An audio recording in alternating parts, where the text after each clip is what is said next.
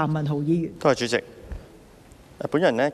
議決為削減分目000而將總目28削減295萬200元，削減大約相當於民航處處長薪酬的全年預算開支。對於呢一個議題呢，其實喺過往喺即係叫做我自己上任咗至而家呢，其實都睇到民航處有好多嘅大大小小唔同嘅問題。其實本來呢，今日我嘅發言呢，本來當我入啦，應該話入呢一個嘅動議嘅時候呢，其實就本來都係想少針對翻，即係點解出現呢個現象呢？可能都係因為關於前任嘅民航處處長，但係前任嘅民航處處長呢，亦都係離任，亦都離世啦。咁所以呢，我就住呢一點呢，亦都係最主要係講翻呢一個民航處處長呢一個嘅職位，同埋接任嘅處長李天柱先生所作出嘅一啲嘅對佢嘅評論啦，或者批評啦，而導致到點解今日呢會有呢一個嘅動議嘅。嗱，咁我哋睇翻呢，其實喺舊年開始啦，雷神呢一個嘅空管系統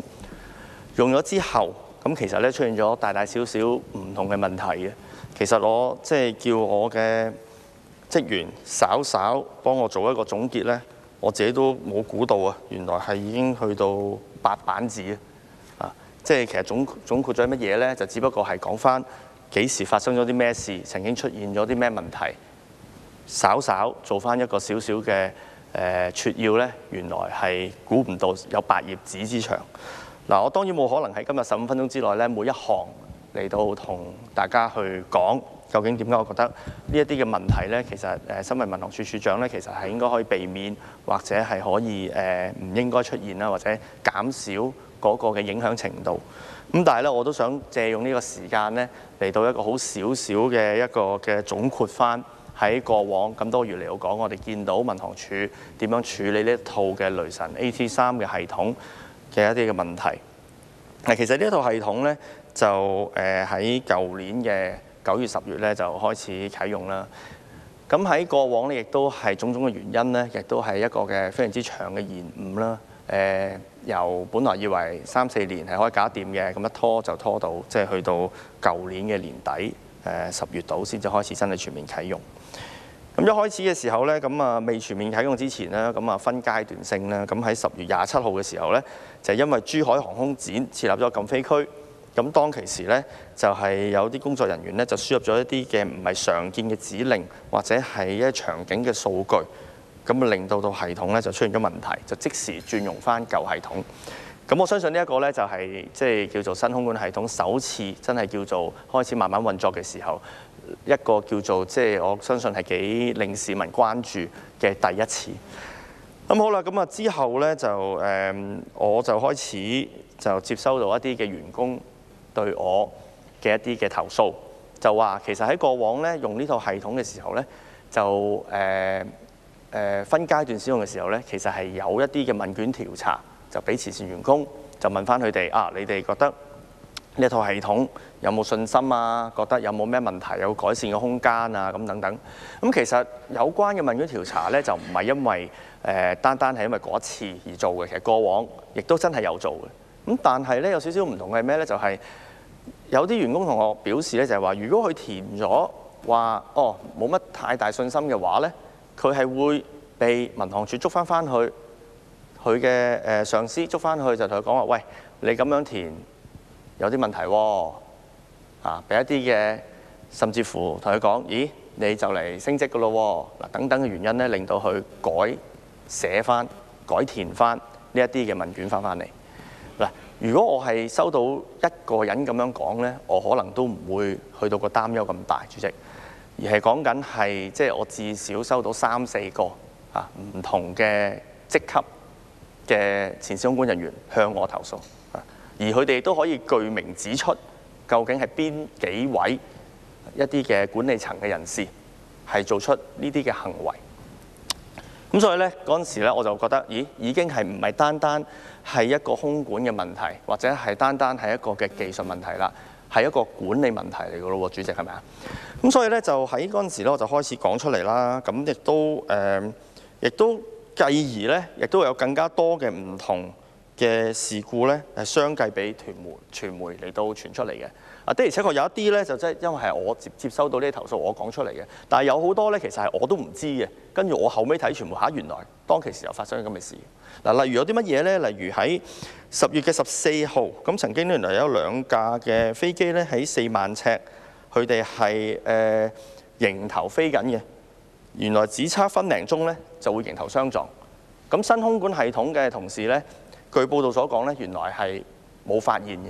係由舊空管系統當其時監察緊嗰啲人咧，打電話去話俾新空管，因為佢哋喺2個唔同嘅位置嘅新空管系統同埋舊空管系統，就即刻話俾佢聽喂，你有2隻機迎頭相撞緊喎，跟住佢哋先至去解決呢樣嘢。咁當然啦，民航處就話喂，唔係佢哋嗰架飛機其實我哋最低要求咧其實係5海里嘅，咁2架飛機咧當其時都仲有15海里。嗱，咁當然呢一個係一個好概括嘅講法啦。5海里點解呢？其實你要睇翻2架飛機，佢哋係迎頭啊，喺隔離啊，定係喺前後噶嘛？係咪？咁如果你講緊係迎頭嘅話呢，其實我問過好多嘅空管人員呢，包括一啲係新入職又好，中間又好，甚至乎係多年空管經驗，講緊係10幾20年以上嘅空管經驗，空管人員呢，都係向我表達呢，即係你話如果去到最尾1分鐘先至或者15海里2架飛機迎頭喺4萬尺高空咁嘅情況呢，其實係一定係唔啱㗎啦嚇。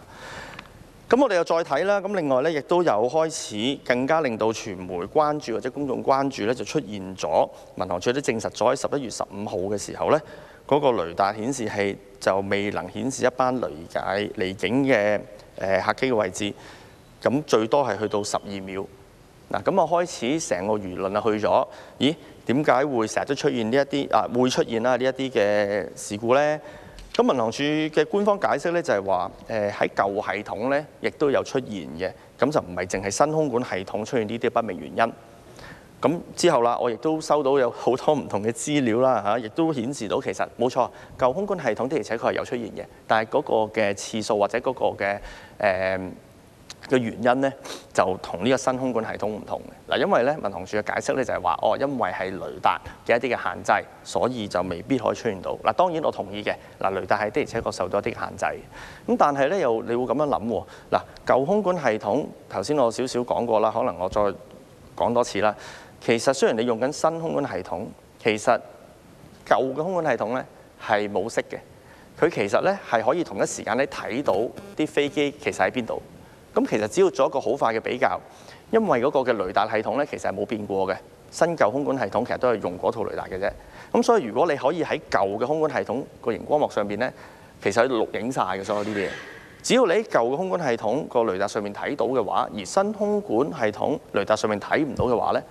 嗱，咁呢一個咧就已經唔再係單單就係話受住一啲嘅環境因素導致到個雷達探測唔到個飛機㗎啦。好啦。咁之後咧，亦都係一啲嘅民航處亦都開咗個記招啦，11月20號。咁但係咧就有少少係將嗰個嘅焦點咧，就即係講好多唔同嘅原因啦，種種雷達嘅因素啦，甚至乎係講緊喺香港嘅一啲嘅邊界嘅時候咧，其實有陣時架飛機都見唔到嘅。嗱，呢啲嘢咧根本上咧就係魚目混珠嘅。點解咧？即係如果你話係因為個雷達去到個邊嗰個有效嗰個位，佢遠咗少少，所以見唔到，咁呢個梗係理解啦。但係而家我哋講緊係個飛機起飛咗之後冇幾耐喎，咁出現，咁呢個就唔關事。咁所以亦都有少少混淆視聽，我認為當其時。咁好啦，咁再嚴重啲啦，其實喺嗰個後期啦，亦都發覺一啲嘅唔尋常嘅嘢，例如我之前喺一啲嘅訪問我都講過㗎啦，就係例如一啲嘅所謂嘅軌機。嗱，軌機包括係乜嘢呢？例如飛機自己分身啦，即係一架飛機其實就出現咗2架飛機啦。甚至乎即係消失有講過啦，甚至乎係一啲出現我所謂嘅飛機三文治，即係根本上嗰度唔應該有隻飛機喺度嘅，而喺飛機同飛機中間呢出現咗一隻嘅軌機。嗱，出現個軌機最麻煩嘅呢，其實唔單止係原則上唔應該出現嘅飛機咁簡單啦，而係佢導致到係觸動咗一個嘅防撞嘅警語啊！嗱，個問題咧就係話，當你出現咗嘅時候，前線空管人員一定係要當呢一個係事實嚟嘅。你唔能夠話我當咗唔係啦，唔好理佢啦。通常都係咁樣，即係神神地嘅嚇，無端端咁發生。你唔可以咁樣嘅，你一定係要處之為，咦係咪真係出現咗一隻飛機喺度，而佢哋有可能出現相撞呢？嗱，呢一個咧就所謂我成日講嘅狼來了啦。你經常咁樣出現嘅話咧，其實令到前線空管人員咧受到好大嘅壓力。同埋唔好忘記，主席，當你工作緊嘅時候咧，你望住一個熒光幕，如果突然之間喺某一個位置出現咗呢一種警報嘅時候咧，你人嘅意識一定即刻望住嗰個位嘅，係咪？咁其實即係將你嘅注意力分散咗。咁所以其實對成個航空安全咧，肯定係有隱憂嘅。咁但係民航處咧就話冇問題嘅，因為咧好濕濕碎碎啫，即係呢一啲咧就係一啲所謂嘅佢哋成日提住嘅磨合期嘅問題。嗱，我不能夠認同嘅，因為呢個磨合期嘅問題咧，頭先所講嘅呢啲咁嘅軌機咧，係磨到今時今日咧，仍然係有出現嘅。呢一個系統已經係叫做運作咗大約半年，嗱，去到而家係仍然出現。咁之後啦，民航處嘅處理係點呢？唔係話一個即係好積極去諗住解決呢件事，而係去解決點解會泄露呢件事嘅人。亦都出咗一啲內部通告，就係話呢一啲嘢咧係唔可以對外講嘅。你哋咁樣講咧，咁其實咧係會被紀律處分嘅。咁我覺得呢一個咧就係好即係斬腳趾避沙蟲嘅，直頭係你係的而且確呢個事，而係一個隱憂。而前線空管人員同我講咧，就係話佢哋唔係冇嘗試過向管理層反映嘅，過往係有嘅，係有嘅。咁但係咧，往往就係唔知道去到邊一層嘅管理層咧，呢一樣嘢咧就上唔到去嘅。永遠就係去到個位咧，就好似當冇事發生過咁樣。咁久而久之，佢哋令到覺得佢哋有一個隱憂，佢哋覺得真係一個擔心，咁所以先至向外去求助啫嘛。咁我哋冇理由去針對呢一啲所謂嘅泄密者，因為其實本身佢哋點解即係一個公務員要冒住一個咁嘅風險去做呢件事呢？亦都唔係為咗出名，因為佢哋全部都唔講自己邊個啦，當然，亦都唔係淨係同我講啊，係佢哋自己會去揾其他嘅傳媒嚟到講啊。咁所以呢，我哋嘅公務員團隊咧，其實係受住一個非常之大嘅壓力，對住成件事。咁好啦，咁之後咧亦都出現一啲嘅航班處理器嘅 FDP 嗰個出事啦。咁啊令到咧成個15分鐘影響咗所有嘅航班。當然啦，亦都係民航處處長都話沒有影響航空安全。嗱，其實我係同意嘅。呢一件事發生咗之後咧，的而且確係冇飛機因而係有一個即時嘅航空安全危險，但係我哋要了解到嘅就係話，天上面嘅嘢咧千變萬化嘅。如果當其時的而且確佢哋係出現一啲嘅狀況，係需要地面嘅支援，要你幫助嘅時候咧，空管人員咧係未必掌握到所有嘅信息。嗱，呢一個就係個危險所在嘛。咁我哋之後啦，亦都會見到啦，等等咧，亦都話民航處都話，我哋遲啲會有個衛星導航監察技術咧。其實當其時有少少用緊啦嚇，咁嘅時候咧，將來咧都唔會有呢啲問題啦。咁但係問題，我哋又睇翻呢一個嘅系統係咪又係全面啟用咧？當其時咧就並非嘅，因為當其時咧講到明咧，喺29,000尺以下嘅飛機咧係唔係強制性可以裝呢一個嘅 ADS-B， 即係衛星導航監察技術，係唔係一個必然要去做咁嘅事。咁所以咧，其實係有個空隙喺度嘅，有個空窗喺度，所以就唔係話完全可以保障晒所有嘅飛機都係一定透過呢一個衛星系統而一定睇到，呢個絕對唔係。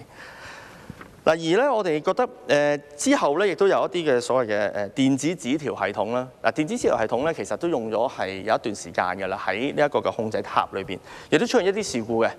亦都係呢種事故咧，亦都不斷有少少嘅重複。咁或者我再下一節我再撳掣再講啦。咁但係頭先都講到呢一度啦，大家都可能會覺得我哋不如咁講啦，即係講翻以前咧，有陣時咧就冇得好講啦，發生咗啦已經。其實我哋應該發生每一件事嘅時候，係諗緊點樣去解決，或者將來點樣可以做好啲。嗱，而家個空管系統頭先所講過啦，都用咗半年啦。頭先講嘅問題其實係仍然有出現嘅，主席係仍然有出現嘅，只不過個次數頻密度可能係冇之前咁多。咁但係民航處有冇一個決心去解決呢啲問題呢？嗱，加上我頭先所講嘅嗰個嘅管理問題、管治問題、關於嗰個嘅問卷調查咧，其實至今仍然未俾一個答覆我嘅喎，因為我哋係向咗運房局去咗投訴，運房局其實係叫咗民航處做翻個報告俾佢，而運房局會檢視呢個報告之後咧，再決定需唔需要再調查。嗱，呢一個係白紙黑字覆咗信俾咗我嘅，唔係我自己講出嚟嘅。咁所以咧，好希望有關方面咧可以考慮我呢一個嘅動議。唔該。